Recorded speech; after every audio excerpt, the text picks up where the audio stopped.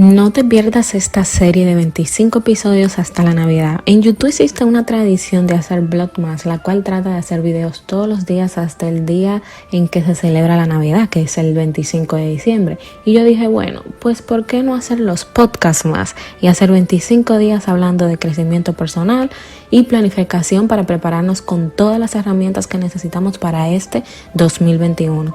Desde amor propio, bienestar, dinero, planificación de metas, mentalidad y mucho más. Así que comenzamos.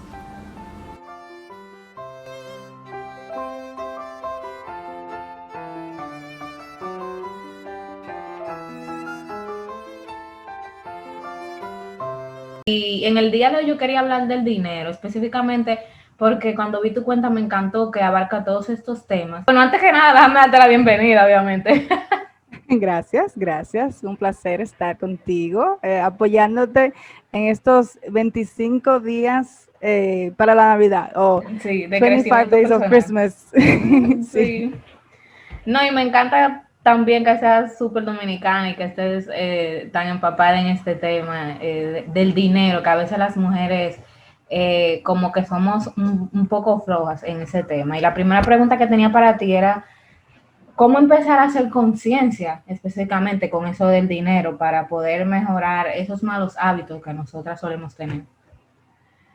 Bueno, para empezar, el dinero primero hay que verlo como un aliado, como una herramienta que te permite vivir la vida que tú quieres vivir.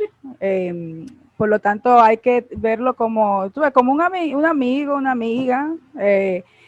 Yo creo que ese sería el primer paso, cambiar esa relación que se tiene con el dinero, de dejar de verlo como algo que da miedo, que estresa, y cambiar ese lenguaje interno que cada uno de nosotros tiene con el dinero.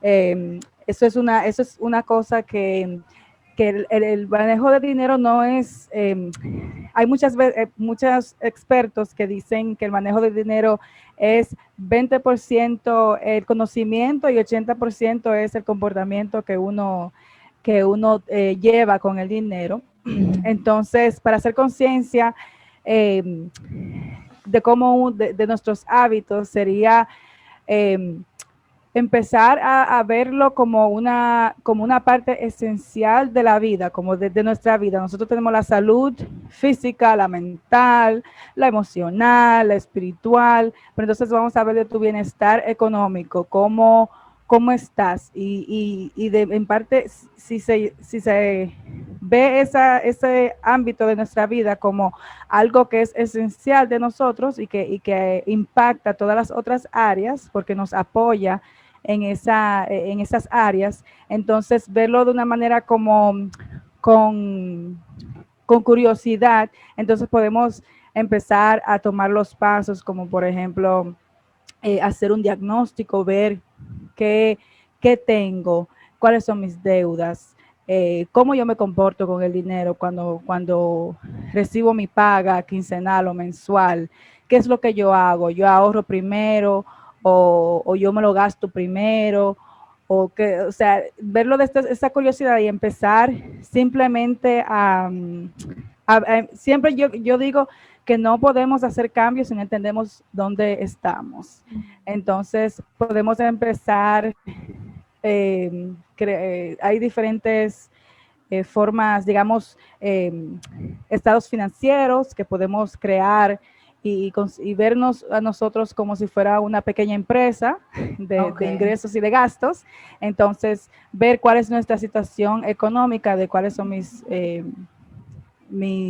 activos, qué es lo que tengo, qué es lo que debo, cuál es, cuando neto esas dos cosas, estoy en rojo o estoy en verde, debo más que lo que tengo. Entonces, a medida que va pasando el tiempo, la idea es que podamos tener más activos y menos pasivos, o sea, menos deudas y más ahorros, que tengamos una casa, que tengamos qué sé yo, instrumentos financieros, tú ves. Entonces, yo creo que La primera parte es simplemente verlo con una curiosidad, Analizar. empezar a analizar cómo nos comportamos con el dinero, cuál es ese lenguaje que yo tengo, cómo yo me comunico con el dinero. Lo veo como algo que me asusta y invitarlo como vamos a hablar, cómo tú y yo podemos tener esa relación y Claro. hacernos amigos. Y Básicamente como tratar de eliminar esas creencias limitantes que una vez tiene sobre el dinero, que creció con correctamente. eso, y básicamente hacer, como tú mismo dices, un análisis Eso, de tu situación actual, de cómo tú estás. Y ahí yo quería entrar entonces, ya después que tú analizas y sabes todo eso y sabes que tienes que trabajar en tus creencias limitantes, cómo tú creas nuevos hábitos que sean buenos para desarrollar una buena situación financiera. bueno, en cuanto a hábitos, yo diría que es crear un sistema en que, digamos, cada vez, tienes también que analizarte cómo tus hábitos, tus preferencias personales. Tú eres si eres una persona que le gusta más manejar el dinero en efectivo o eres una persona que le gusta más manejar con tarjetas de débito o crédito, entonces crear un sistema en que, digamos, si el dinero entra, cómo yo lo distribuyo, a qué le doy prioridad. Entonces es todo, ya cuando tú desarrollas un sistema que va de acuerdo a tu personalidad, entonces manejar el dinero también conlleva, es un camino muy de crecimiento personal, porque tú tienes que ser honesto contigo mismo, como, mira, yo sé que yo soy impulsiva en tal cosa, pues entonces posiblemente necesito hablar de eso con una persona que yo conozca, que le tengo confianza, puede ser una amiga, y que me diga, por ejemplo, los fines de semana yo me pongo ansiosa y tiendo a, qué sé yo, comprar online o me voy para las tiendas y empezar simplemente a tener esas conversaciones y ver si puedes acompañarte de alguien que te ayude a hacer como tu coequipero o accountability partner, Sí. que es como que, aunque sea una persona que no te sepa explicar algo sobre finanzas, pero por lo menos te dijo, ¿cómo te fue en este fin de semana? ¿Saliste? Claro. Llámame si tú estás ansiosa, mira, mejor vamos a juntarnos, vamos a hablar por el teléfono, vamos a hacer tal cosa que no te cueste nada. Pero tiene que ver mucho con tu autoconocimiento, crear un sistema que te apoye a manejar ese dinero pero primero tienes que conocerte, como digo, y ya lo de los sistemas, de cómo tú puedes organizar tu dinero, eso ya viene como algo secundario, es la parte más fácil, si tú supieras. Es la parte más fácil. Ya después que ya tú saliste de deuda, me imagino, analiza y todo, Sí, ya todo como...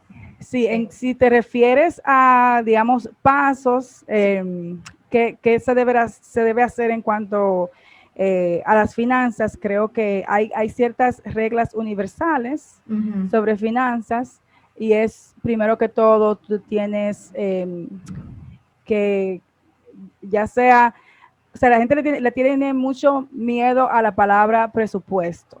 Yo le quiero llamar, ok, un plan de gasto. Okay.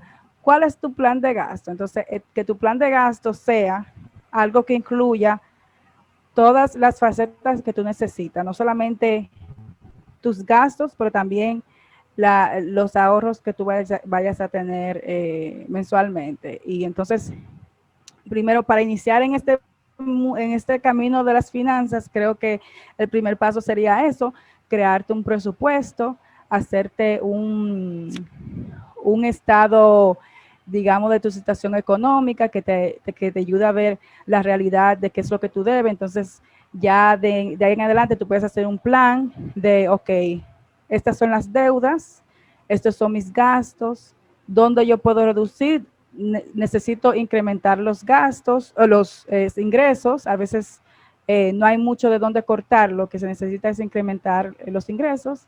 Y también algo que es muy básico, que antes de que tú te dediques a saldar todas tus deudas, lo primero que debes hacer es como crearte un fondo de emergencia, Mm. que es lo que te va a asegurar que tú te va a dar la tranquilidad de que, no te, de que si pasa algo, un imprevisto, qué sé yo, se te daña el carro, tú puedas sacar de ahí para cubrir eso, o si pierdes el trabajo, se enferma alguien, tú ves, Sí, cualquier importante. cosa, pero también te va a permitir no endeudarte, porque muchas veces nos endeudamos porque no tenemos un fondito ahí de dónde agarrar cuando, cuando se da una emergencia real. Entonces, una de las reglas universales es todos debemos llevar un presupuesto, todos debemos tener un fondo de emergencia y de ahí entonces de estos dos puntos nos podemos eh, embarcar en saldar deudas, invertir, Ok. todo lo demás, pero yo creo que lo básico que cada uno de nosotros debemos tener es ese fondo de emergencia y un presupuesto. No, yo me imagino que la gente en este 2020 se dio cuenta de eso, de ese fondo de emergencia, tiene que estar ahí obligado, porque que si Sí, no, y es eso es una cosa importantísimo. chula. A mí me encanta, o sea, cuando yo, y el fondo de emergencia no tiene que ser algo muy grande, o sea, puede ser, lo ideal es que tengamos de 6 a 9 meses o hasta un año, depende del nivel de tranquilidad que tú quieras tener, Ujú.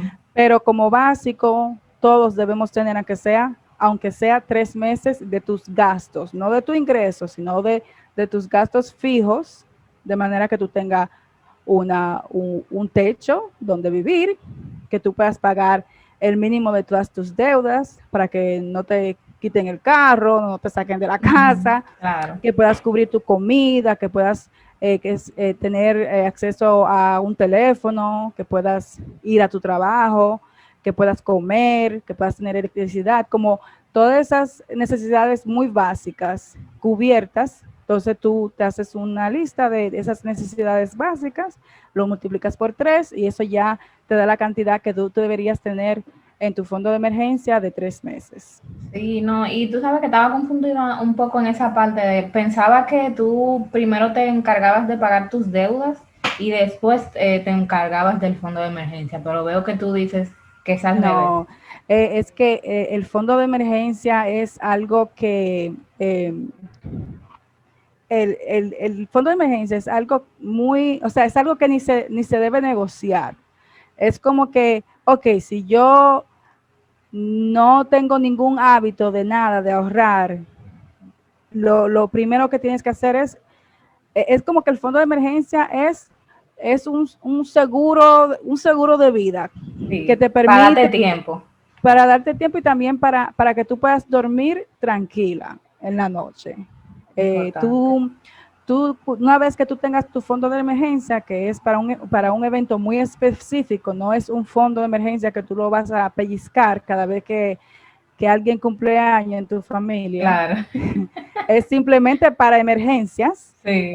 Entonces, ya cuando tú lo tienes, ya lo otro le sigue, pero eso es algo que realmente no deberíamos negociarlo. Es como, digamos, seguro de salud, Sí, es muy tener, importante, ¿no? Y gracias porque yo no había escuchado esa parte, la verdad. Pensaba que era totalmente al revés, pero ya lo tengo súper no, presente. Me eh, imagino que puede haber mucha gente confundida también en esa parte, porque se oye ahora en esta era mucho, a mucha gente hablando de esto, de los presupuestos, de finanzas, pero saber el verdadero orden de cómo hacer las cosas también es importante.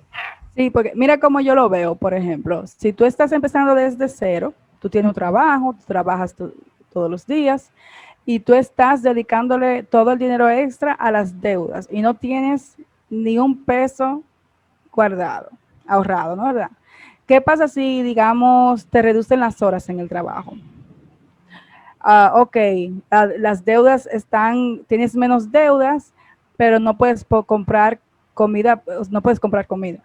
O te pueden sacar del apartamento porque no, o Sí. sea, por eso es que el fondo de emergencia te ayuda. Ya cuando tú lo tienes comenzado, que es tú empiezas con 3 meses, luego te dedicas a las deudas y luego ya puedes volver a la meta de incrementar tu fondo de emergencia.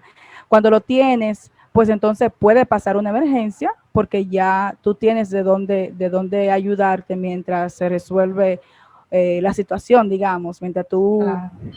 porque lo último que tú quieres, y tú sabes cómo uno se pone, si pasa algo, qué sé yo, que tú pierdes tu trabajo, el cerebro tú no puedes pensar con la mente clara. Es como que es normal para nuestro cerebro como que irse en ese, ¿cómo le dicen eso? Fight or flight en español, que, Ah, que ok. quiere o salir corriendo, o sea, nuestro sistema nervioso Ajá. se activa de una manera que tú no piensas normal, tú no sabes, tú no tomas las decisiones correctas porque estás en este modo de supervivencia. Entonces, el fondo de emergencia simplemente te ayuda a que al tener lo básico cubierto, A ya tú darte te puedes esa dedicar, mental. ya tienes Ujú. esa paz y te puedes dedicar a, ok, ahora, ¿qué voy a hacer para conseguir el otro trabajo que necesito? Porque ya no tienes que preocuparte cómo voy a pagar el apartamento o cómo voy a comprar comida a final de mes. Wow, me encanta. Y ya como para terminar, me gustaría que habláramos un poco de cómo una persona, vamos a hablar realmente que vive aquí en los Estados Unidos, Ujú. con las posibilidades que tiene, eh, ¿cómo puede esa persona conseguir la libertad financiera? ¿Cuál sería como la mejor vía, la más fácil y como la más segura? Bueno, primero tendrías que definir qué es la libertad financiera para ti, porque libertad financiera y esto es un término muy americano, esto yo nunca lo había escuchado, sino de leyendo libros y consumiendo información de autores americanos fue que Sí. aprendí eso. La libertad financiera para el americano en general es ahorrar suficiente en un fondo de inversiones eh, que te permitas básicamente retirarte antes de tiempo y ya para tú dedicarte a lo que tú quieres. Ujú. Esto quiere decir no tener deudas, tener dinero ahorrado y para que tú puedas dedicarte a lo que te gusta. Eso es Y ya la tener libertad. básicamente ingresos pasivos, Ingreso pasivo, exacto, que también. no... Exacto, que eso es lo que te va a ayudar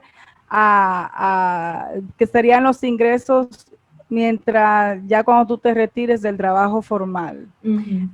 Pero para otra persona, digamos en mi caso, para otra persona, la libertad financiera puede ser no tener deudas, tener una casa, eh, tener el dinero ahorrado de la universidad de los hijos, tener suficientemente ahorrado para que, para que de dinero invertido para el retiro cuando estés más mayor y que puedas, digamos, ahorrar una cantidad por unos años y ya como que dejar de ahorrar y que crezca gracias a la magia del interés compuesto, que eso es algo que pasa cuando tú te dedicas a invertir de manera constante y de manera constante.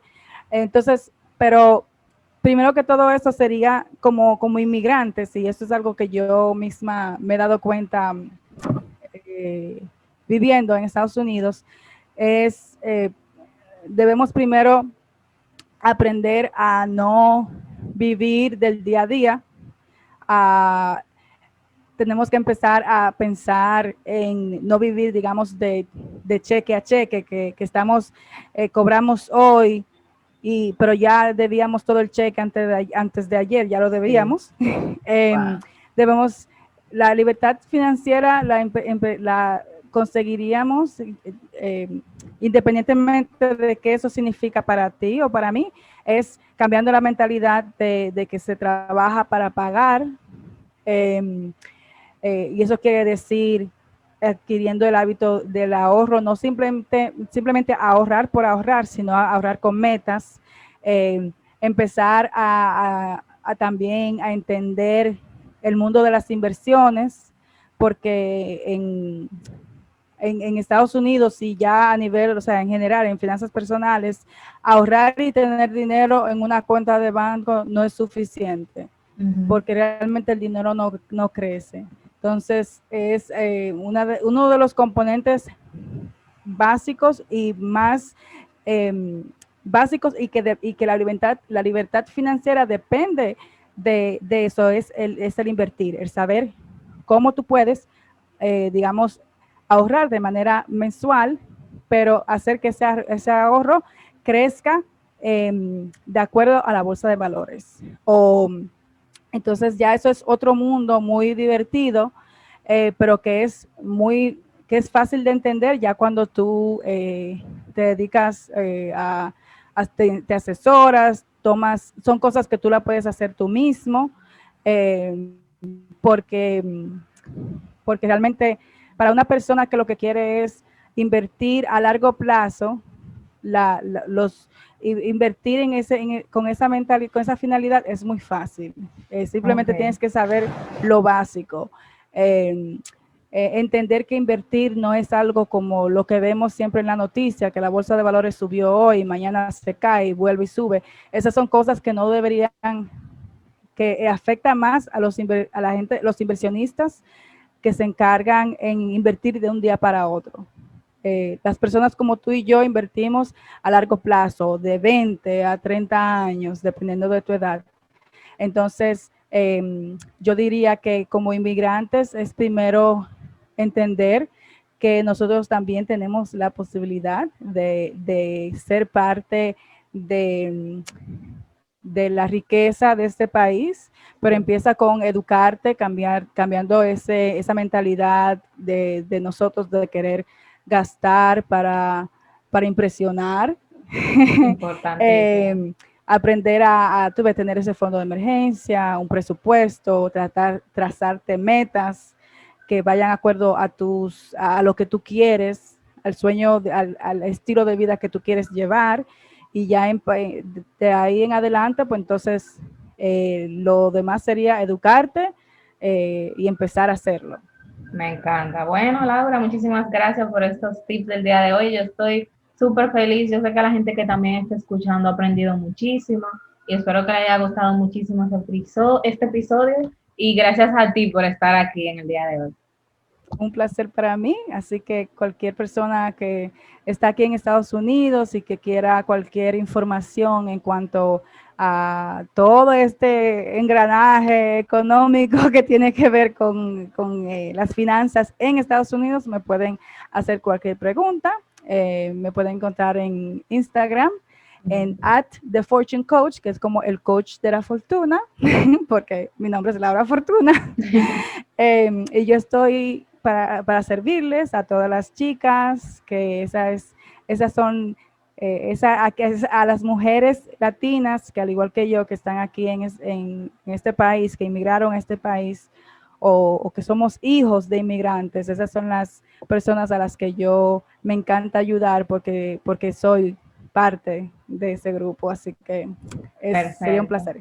No, toda la información de Laura va a estar en la descripción de este episodio, si quieren verlo, ya sea en Spotify o YouTube. Así que muchísimas gracias por estar aquí. Hasta el próximo episodio. Gracias, bye. Si llegaste hasta aquí, muchísimas gracias. Eres una dreamer real y que perteneces definitivamente a esta comunidad. Si te gustó este episodio, por favor, compártelo con alguien más y regálanos un review en Apple Podcast para ayudarnos a llegar a más personas. Si no te quieres perder el contenido exclusivo de esta comunidad de soñadoras profesionales, recuerda unirte a la lista de email. El link está en la descripción de este episodio. Gracias por estar aquí.